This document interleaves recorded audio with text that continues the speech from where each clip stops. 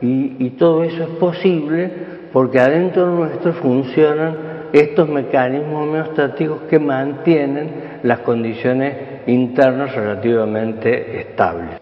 Por ejemplo, si no existiera homeostasis, ¿no?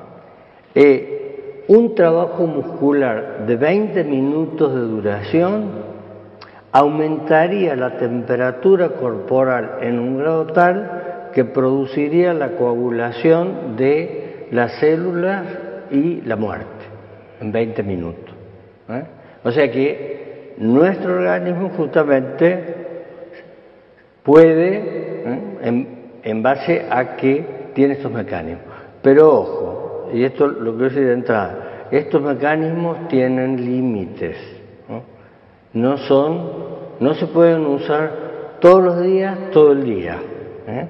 Se gastan y tienen lo que podríamos llamar un costo biológico, o sea, requieren al organismo un esfuerzo. Y si uno los usa demasiado, eso puede llevar a la enfermedad. Entonces, eso es uno de los conceptos fundamentales por los cuales esto sirve para la prevención.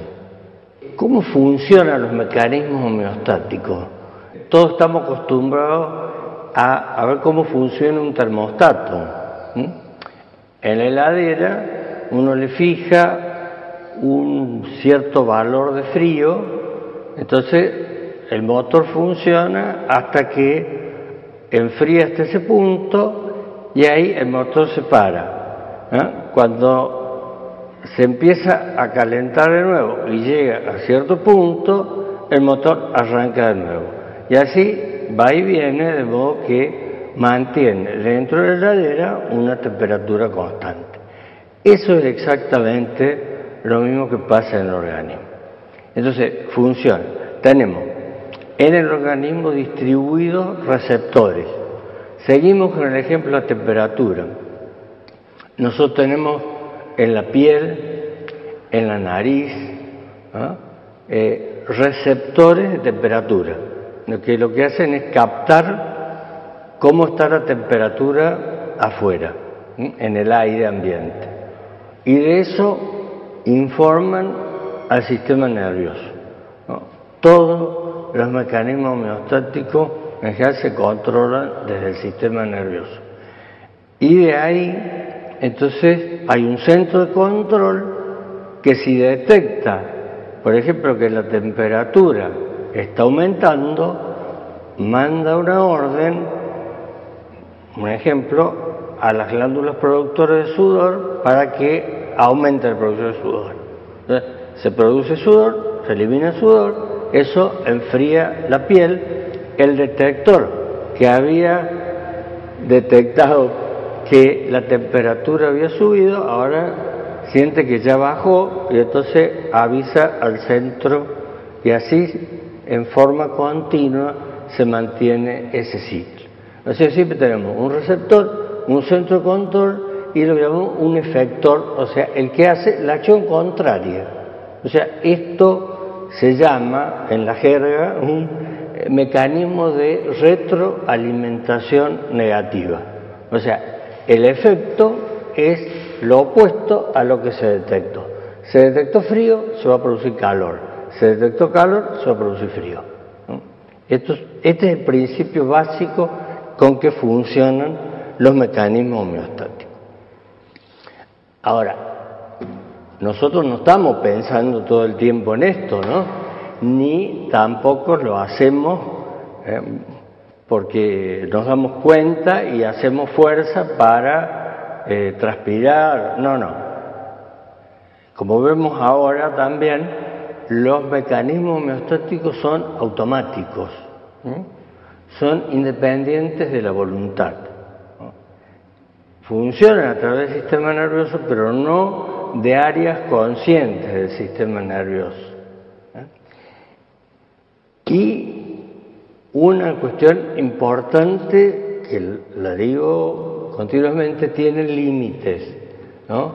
Esto es tal vez el punto más importante respecto a a lo que es el ambiente de trabajo y la prevención de futuras consecuencias. Se regula dentro de ciertos límites. Y también que los mecanismos homeostáticos se desarrollan durante la infancia, maduran, tienen una etapa de madurez y se gastan también. Fíjense ustedes que los bebés, pues, les aumenta la temperatura corporal a 41, 42 grados con mucha facilidad. ¿Por qué? Porque los mecanismos homeostáticos todavía no funcionan, están inmaduros. En un adulto solamente una enfermedad seria va a aumentar la temperatura a 41. ¿Por qué? Porque los mecanismos están manteniéndola ahí controlada. Pero luego los ancianos vuelven a ser como los bebés, vuelven a tener menos capacidad de homeostasis. Esos mecanismos homeostáticos también se fatigan. O sea, si se abusa de ellos, se fatigan, dejan de tener efecto. Por eso es importante conservarlos. Espero que haya quedado claro el concepto de homeostasis, porque ahora vamos a pasar a otro concepto que viene derivado de ese, que es el de la adaptación. El ser humano, en nuestro planeta, ha tenido que adaptarse a climas de lo más diversos, a vivir o trabajar en alturas muy diversas, a alimentarse de manera muy diversa también, a convivir con bacterias, con virus, con insectos, con animales. Y en esa larga historia del desarrollo humano, el ser humano ha ido desarrollando estrategias de adaptación a esos distintos climas, alimentaciones, alturas, etcétera, y se ha adaptado de diversas maneras que a los efectos puramente didácticos los vamos a clasificar en tres formas de adaptación. Tenemos la adaptación fisiológica, la adaptación cultural y la adaptación genética. La adaptación fisiológica es la que se basa en los mecanismos homeostáticos de los que acabamos de hablar. O sea, el organismo tiene la posibilidad de adaptarse a trabajos en distintas temperaturas o alturas, en base a que el aparato circulatorio, el aparato respiratorio, tienen una posibilidad de aumentar la cantidad de sangre que va a los órganos que necesitan en cada momento más para un esfuerzo, o, en el caso del aparato respiratorio, a inspirar más aire con más contenido de oxígeno que se distribuye en las células y permite realizar un trabajo. O sea, estamos dotados de mecanismos de adaptación fisiológica. Quiero que quede absolutamente claro, es que no hay, repito, no hay adaptación fisiológica posible a niveles excesivos de ruido.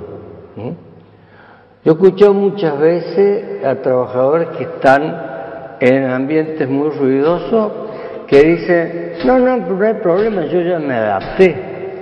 Sí, ese me adapté quiere decir ya estoy sordo. Entonces, no es adaptación, es enfermedad. Como no tenemos la posibilidad de adaptarnos a los contaminantes químicos, no tenemos forma de adaptarnos a las radiaciones, no tenemos forma de adaptarnos a las sustancias cancerígenas. Todas estas cosas nos enferman. No hay manera en que el organismo pueda adaptarse. Como tampoco podemos adaptarnos al trabajo por turnos rotatorios. porque nuestra biología, nuestro